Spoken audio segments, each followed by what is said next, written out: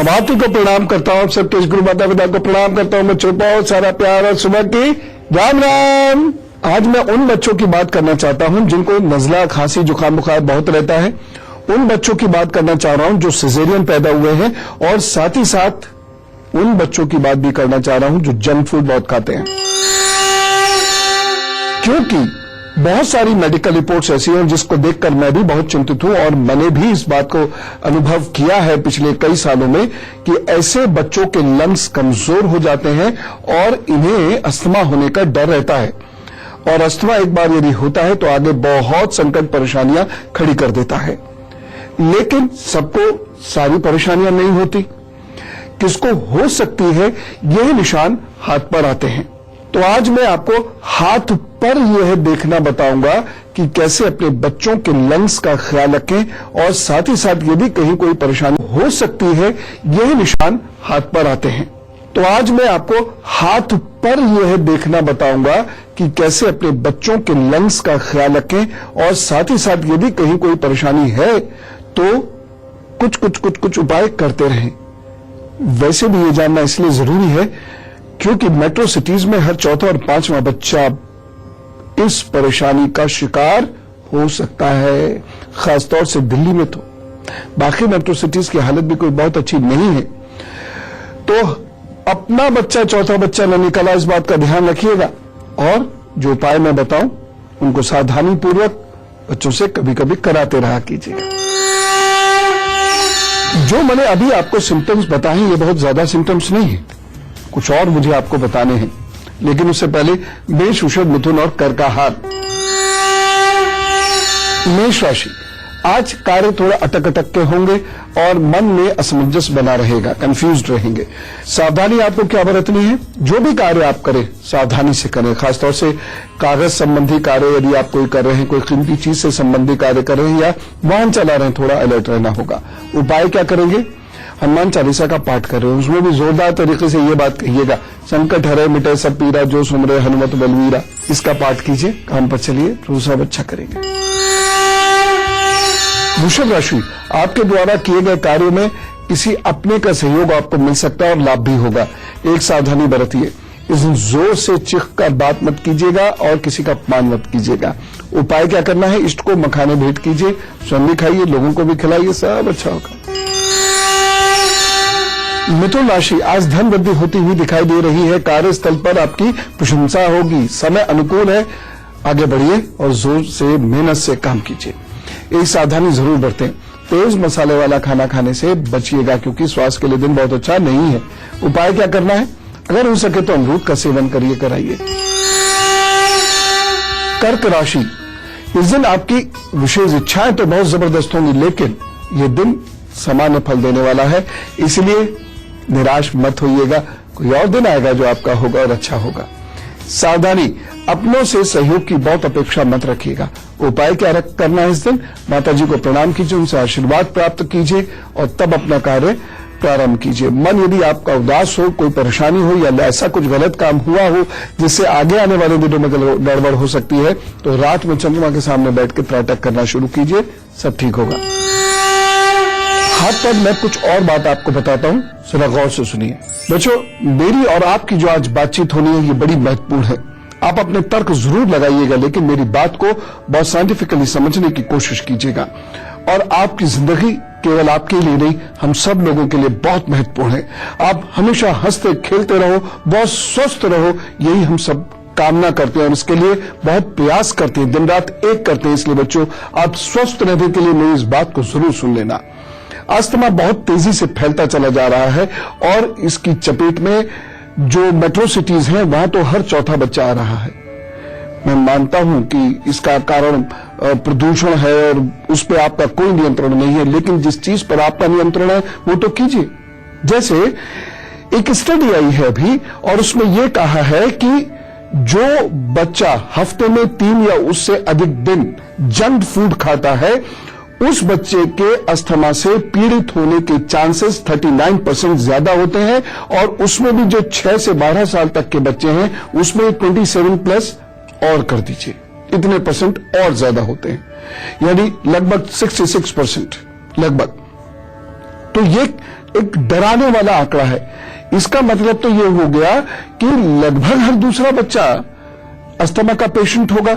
और बच्चों, अभी तो आप एकदम यंग हो, तरुण हो, चीजें समझते हो कि बस सब कुछ हमारी मुट्ठी में है, लेकिन धीरे धीरे आपका शरीर कमजोर होता चला जाता है और इसका प्रभाव अनेक वर्षों में आता है, लेकिन जब आता है तो फिर आसानी से कोई इलाज मिलता नहीं है। इसलिए prevention is better than cure.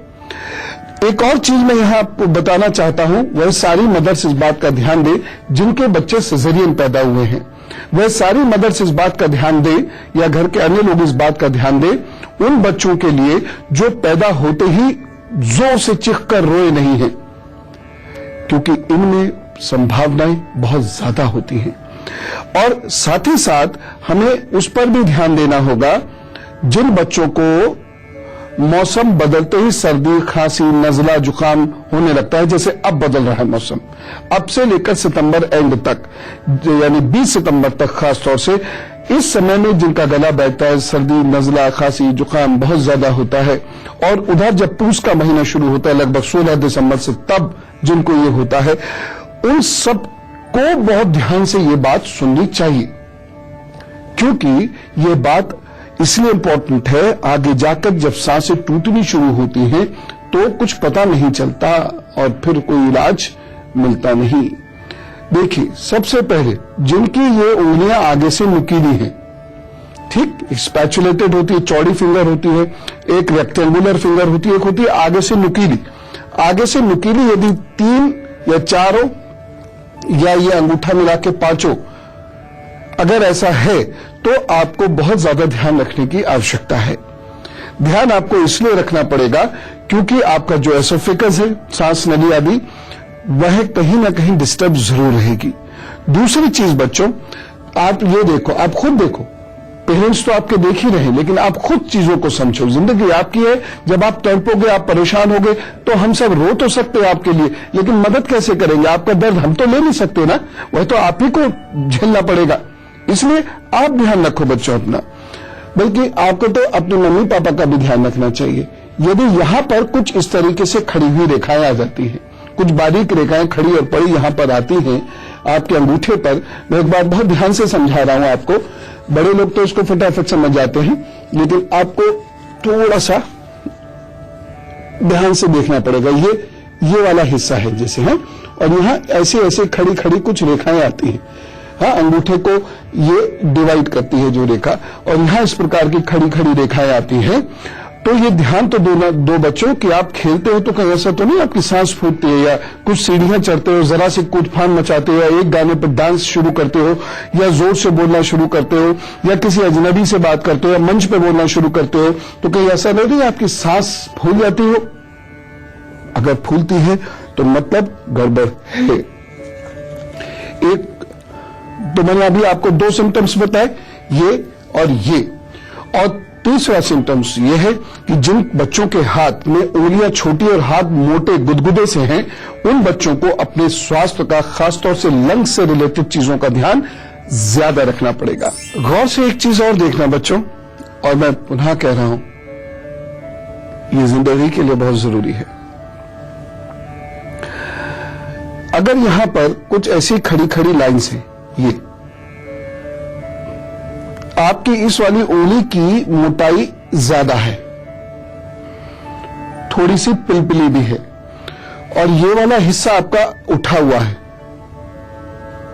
तो ये इस बात का संकेत है कि आपको सांस की दिक्कत हो सकती है और आपको बहुत ध्यान अपना रखना होगा। यदि ये वाला हिस्सा आपका दबा हुआ है, ये वाला हिस्सा ये आपका दबा हुआ है, और यहां पर कुछ ऐसी खड़ी पड़ी ऐसी रेखाएं हैं, तो ये भी इस बात का संकेत है कि आपको बहुत केयरफुल रहने की जरूरत है। ये वाला हिस्सा यदि आपका बहुत मोटा है, अंगूठे का ये वाला हिस्सा आपका बहुत मोटा है, और यहां पर ऐसे ऐसे ऐसे ऐसे करके रेखाएं, और कुछ रेखाएं यूं आ रही हैं, ये बहुत पतली सी होती हैं, तब भी आपको बहुत ध्यान रखने की जरूरत है। साथ ही साथ बच्चों, अगर ये ऐसे करके यहां ये टूटी हुई रेखाएं हैं, तो भी आपको बहुत ज्यादा ध्यान रखने की जरूरत है, क्योंकि अगर ये सिम्टम्स हैं, इसमें से कोई से 2-3 भी सिम्टम्स हैं जो मैंने अभी बताए, ये तय है आपकी सांस संबंधी समस्याएं होंगी और ये तय है कि आपको बहुत जल्द सर्दी, नजला, खांसी, जुकाम पकड़ेगा और बार बार अगर ये पकड़ने लगेगा तो इम्यूनिटी को वीक करने लगेगा। उपाय क्या करना है? बड़े सिंपल है, अभी बताता हूं। तो ये सारी बातें यदि हाथ पर है तो परेशानी हो सकती है। इसके लिए करना क्या होगा? पहले तो खुद ही अपने आप सुधरो बच्चों, अब अनुशासन का पालन करो, अपनी तबीयत खुद ठीक रखो और फिर भी अगर ठीक नहीं होता है तो चिकित्सक सलाह ले लो। बाकी जो चीजें मैं बताने वाला हूं वो यदि आपने की तो आप ठीक हो जाओगे, ऐसी कोई परेशानी की बात नहीं है, लेकिन परहेज तो करना पड़ेगा। फिलहाल मैं आपको बताता हूं सिंह, कन्या, तुला, वृश्चिक का हाल। सिंह राशि, आज विरोधियों का सामना करना पड़ सकता है, कार्य कुछ अधूरे छूट सकते हैं, इसलिए फ्रस्ट्रेट मत होइएगा। आगे आने वाले दिन अच्छे होंगे तो कहीं ना कहीं कभी ना कभी कोई काम आपका हो ही जाएगा। सावधानी क्या रखनी है? आज किसी को प्रत्युत्तर मत दीजिएगा, सजग रहिएगा, शांत रहिएगा और नहीं करेंगे तो वाद विवाद में उलझ सकते हैं। उपाय क्या करना है? तुलसी जी को दीपक का दान कीजिए, सब ठीक होगा। कन्या राशि, कार्य सरलतापूर्वक पूर्ण होंगे, परिवार में मौज मस्ती वाला दिन है, जमकर मेहनत कीजिए, दिन अच्छा है, परिणाम आएंगे।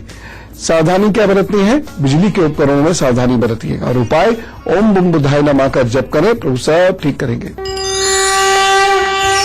तुला राशि, आप बिना व्यवधान के चलते रहेंगे, इस दिन कार्य आपके बनेंगे, रुके हुए कार्यों को पूर्ण कीजिए। ये दिन बहुत मेहनत करने का है, खासतौर से विद्यार्थियों के लिए। तो सावधानी लेकिन एक जरूर रखिएगा, इस दिन हो सकता है मित्र मंडली से मतभेद हो जाए, इसलिए थोड़ा शांत रहिए, अपनी तरफ से मतभेद मत कीजिएगा। उपाय क्या करना है? यदि संभव हो सके तो बांसुरी बजाइए, नहीं तो कोई ऐसा इंस्ट्रूमेंट सुनिए जो फूंक से बचता हो। सुनते रहिए, आनंद लीजिए, अपना काम करना शुरू करिए, प्रभु सब ठीक करेंगे। और ये एक ऐसा उपाय है जो आपको बहुत लाभ देगा। वृश्चिक राशि, आज कार्य तो आपके बनेंगे लेकिन मन में बहुत असंतोष रहेगा, एक सावधानी आवश्यक है। इस दिन बहुत भावुकता मत रखिएगा और उपाय क्या करना है? सरस्वती जी के 12 नामों का जप करिए, अपने काम पर चलिए, सब ठीक होगा। अब जो उपाय मैं आपको बताने जा रहा हूं जरा गौर से सुनिएगा, बहुत सामान्य से हैं। जो बच्चे फल और सब्जियों का सेवन ज्यादा करते हैं या जो भी लोग जिनको सांस की दिक्कत है, ये फल और सब्जियों का सेवन ज्यादा करते हैं तो इनकी सांस की दिक्कत इन्हें परेशान नहीं करती। दूसरी चीज, जब भी आपको सांस की परेशानी हो तो विटामिन लेना शुरू करिए। तीसरी चीज, जब भी आपको सांस की प्रॉब्लम हो तो बाहर का खाना खाना एकदम बंद कर दीजिए। चौथी चीज, जिन लोगों को सर्दी, नजला, जुकाम, खांस की प्रॉब्लम्स ये सब रहती हैं, इन सारे लोगों को एंटीऑक्सीडेंट्स जरूर लेने चाहिए। पांचवा, प्राणायाम जरूर करो। छठा, तला हुआ भोजन या मैदा का सेवन करना बंद करो। सातवीं चीज, ऐसी जगह जहां बुरादा बहुत उड़ता हो, धूल बहुत उड़ती हो, वहां से डिस्टेंस रखो। मैं बहुत ज्यादा डिस्टेंस रखने को नहीं कह रहा हूं, अपने आप को बहुत कमजोर कर लोगे तो इस दुनिया में आप जी नहीं सकते, इसलिए जरूरत से ज्यादा उपचार भी नहीं करना चाहिए, नहीं तो टफनेस खत्म हो जाती है बॉडी की। तो देखा आपने, चीजों को बहुत सरलता से आप खत्म कर सकते हैं, बस थोड़े से परहेज तो करने पड़ेंगे। लप लपाती हुई जीभ को पकड़ना पड़ेगा, लगाम लगानी पड़ेगी बच्चों। फिलहाल धनु, मकर, कुंभ और मीन का हाल। धनु राशि, आज आपसे कुछ गलतियां हो सकती हैं जो आगे जाकर आपको काफी परेशान कर सकती हैं। हमेशा याद रखिएगा, गलतियां तो लम्हे करते हैं और सजा सदियां भुगतती हैं, इसलिए बहुत शांत रहना होगा। घर के लोग आपसे अप्रसन्न हो सकते हैं। सावधानी क्या रखनी है? नए कार्यों की शुरुआत इस दिन नहीं करिएगा। उपाय, गाय गुरु मंदिर की सेवा करें, सब ठीक करेंगे प्रभु। मकर राशि, इस दिन विचार बहुत अच्छे हैं, ऊर्जावान हैं आप, यात्रा से लाभ के योग बने हुए हैं, कहीं पार्टी आदि का मौका भी बन सकता है। सावधानी, धैर्य मत खोइएगा, इस दिन बहुत तेजी से भागने की कोशिश मत कीजिएगा। उपाय, नीले आसमानी रंग के वस्त्र पहनिए तो अच्छा रहेगा। कुंभ राशि, आप आधारहीन बात करेंगे, इस दिन जबरदस्ती की बात करेंगे, हो सकता है किसी की बातों में खुद टपक पड़े, इससे प्रतिष्ठा की भी हानि हो सकती है आपकी। इस दिन धन का अपव्यय हो सकता है, इसलिए धन सोच समझकर खर्च कीजिए। सावधानी, तंग ना कसी। उपाय क्या करना है? मौन रहिए और पीपल को प्रणाम कीजिए, अपने काम पर चलिए, प्रभु सब अच्छा करेंगे।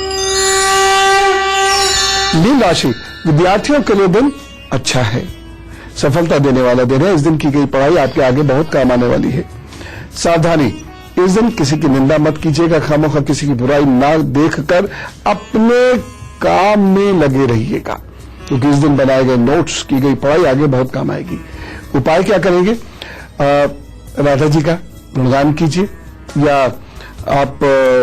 आपके जो भी इष्ट हो, आप जिनके भी उपासक हो, उनके नाम का गुणगान कीजिए, प्रभु सब अच्छा करें। और अब हम में से कुछ लोगों का जन्मदिन है, तो हम कैसे जोरदार तरीके से कहते हैं, wish you very happy birthday.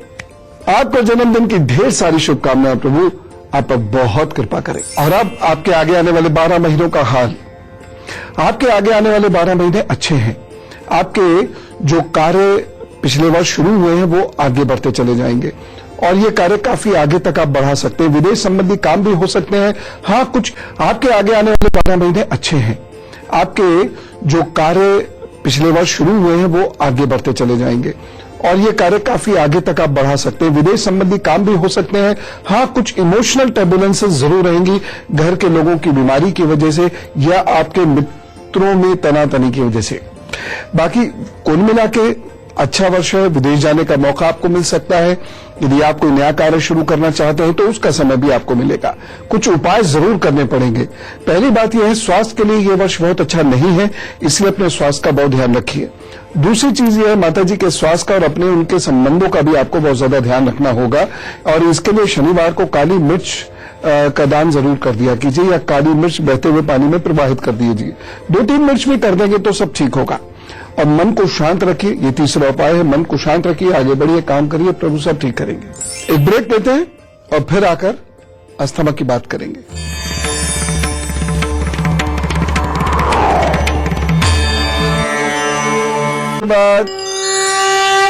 अब सुख दुख बांटने का समय आ गया, और हम फटाफट आपको एक ईमेल आईडी बताते हैं, जिससे कि आप यदि कोई विशेष समस्या हो तो जरूर लिख भेजिएगा। goodluckguru@itvnetwork.com, इस पर लिख भेजिएगा।